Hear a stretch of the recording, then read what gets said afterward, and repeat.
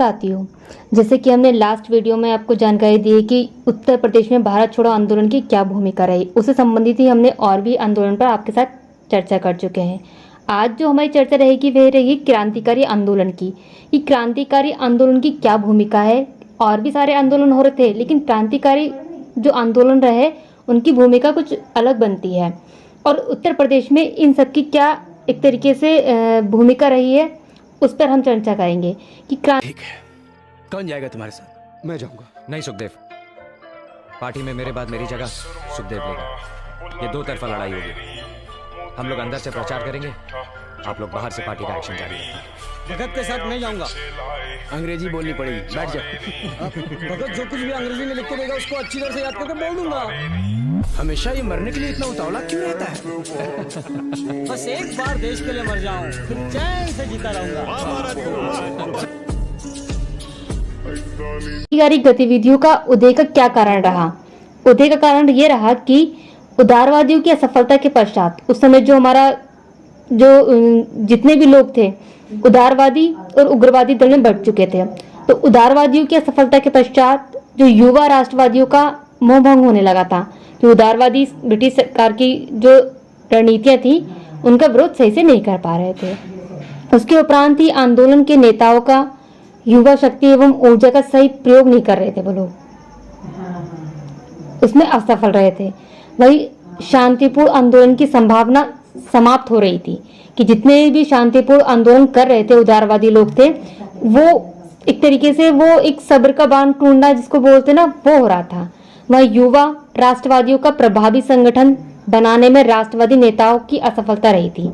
जो युवा लोग थे, वो युवा जो राष्ट्रवादी थे, वो कह रहे थे कि हमारा एक अलग संगठन बने, उनकी मांग नहीं मानी जा रही थी, इसलिए क्रांतिकारी गतिविधियां फूट उठी। अब इनकी जो क्रांतिकारी गतिविधियां करने वाले जो क्रांतिकारी थे, उनका क्या था मुख्य कार्यक्रम, टारगेट क्या था? वो अलोकप्रिय सरकारी अधिकारियों की हत्या कर देते थे। हिंसात्मक गतिविधियों द्वारा शासकों को आतंकित करना था, सैन्य षड्यंत्र करना व डकैती लूटपाट करना करके धन चुराना, जैसे कि कोई डकैती कांड जो रहा, वो सब गतिविधियां करते थे। तो इन सभी क्रांतिकारी गतिविधियों को हम एक तरीके से विस्तार से समझेंगे। और यूपी में क्या विशेष है इनके बारे में, कि गांधी जी द्वारा असहयोग आंदोलन को असम में वापस लिए जाने से युवाओं में असंतोष उत्पन्न हो गया। जो कि असहयोग आंदोलन रहा, जो कि चोरा चोरी जो कांड रहा, उसके कारण गांधी जी ने इसको स्थगित कर दिया था। वही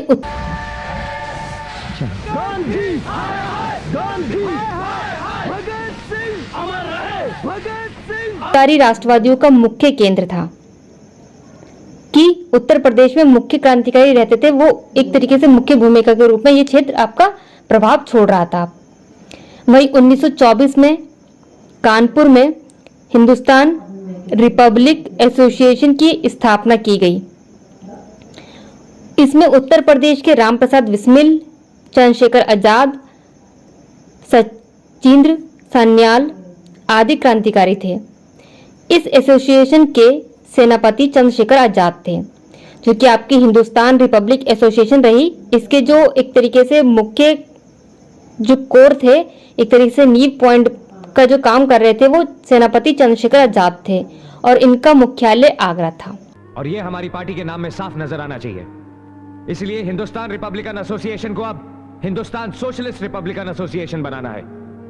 आजाद जी ने यह खबर भेजी है कि यहां जो फैसला होगा उन्हें मंजूर होगा। क्या आप लोग मेरे साथ हैं? तो कॉमरेड्स, आज से हम ब्रिटिश हुकूमत के खिलाफ एक जंग का ऐलान करते हैं।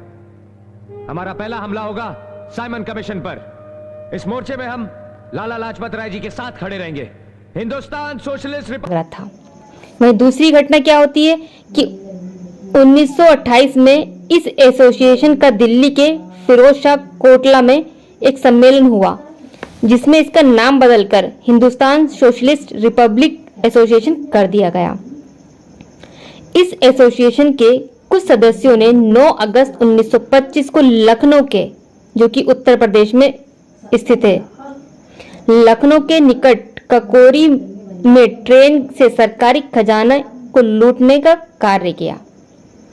वही जो ककोरी ट्रेन डकैती का जो घटना रही, इस कांड के नाम से जाना जाता है, कि ककोरी कांड के नाम से आपको जाना जाता है। इस कांड में कौन कौन शामिल था? राम प्रसाद बिस्मिल, अशफाक उल्ला खान तथा रोशन सिंह को फांसी की सजा सुनाई गई, जो इसमें मुख्य रूप से सामने आए थे, तथा राम प्रसाद खत्री, मनमोहन नाथ गुप्ता सहित अनेक क्रांतिकारियों को कारावास कर दिया गया था। जो ककोरी कांड में क्रांतिकारियों की तरफ से मुकदमा चंद्रभान गुप्ता ने लड़ा था।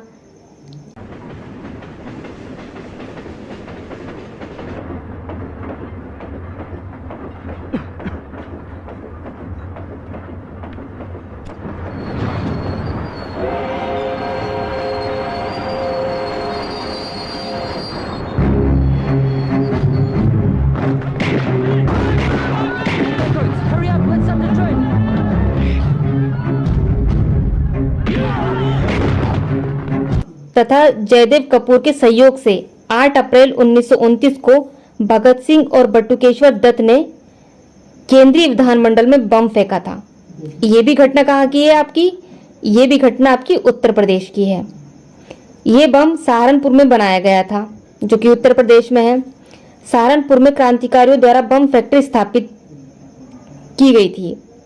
वही 1930 तक प्राय सभी राष्ट्रवादी क्रांतिकारी या तो पकड़ लिए गए या इस गतिविधि से दूर हटकर छुप गए, लेकिन आजाद अंत तक नहीं पकड़े गए थे। चंद्रशेखर आजाद थे, वो अंत तक नहीं पकड़े गए थे। अब उनकी जो तिथि रही थी एक तरीके से 27 फरवरी 1931 को वे इलाहाबाद के अल्फ्रेड पार्क में पुलिस से लड़ते हुए शहीद हो गए थे। पकड़े नहीं गए थे, वे शहीद हुए थे, जो कि उत्तर प्रदेश में इलाहाबाद आपका स्थापित है, प्रयागराज के नाम से भी जाना जाता है। पंडित, बता दे उन्हें जो पूछ रहे हैं वो। अपने ये घाव देख, पागल मत बन। ये जितने घाव हैं सीने पे, सब फूलों के गुच्छे हैं। हमें पागल ही रहने दे, हम पागल ही अच्छे हैं। तो ये कुछ घटनाएं रही थी जो क्रांतिकारी आंदोलन से संबंधित है, जो यूपी में है। एक तरीके से लखनऊ में, जो लखनऊ के निकट ककोरी एक तरीके से कांड हुआ था। फिर अल्फ्रेड पार्क में चंद्रशेखर आजाद जो शहीद हुए थे वो इलाहाबाद में हुए।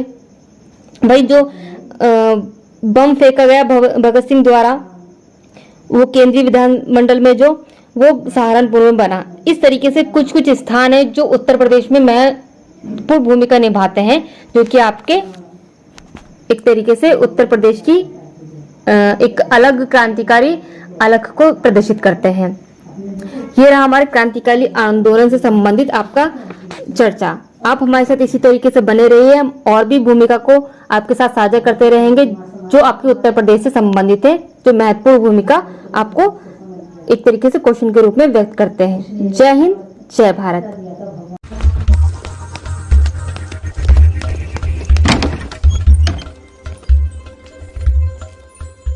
शहीदों की मज़ारों पर लगेंगे हर बरस मेले, वतन पर मिटने वालों का बाकी निशान होगा। क्या बात है, बहुत खूब। वाह अशफाक साहब वाह, काश अंग्रेज आपको सुन सकते, भाग खड़े होते। तो क्या फैसला हुआ? बिस्मिल साहब आकर सारा प्लान समझाने वाले हैं। हाँ बिस्मिल। कहाँ है मेरा राम?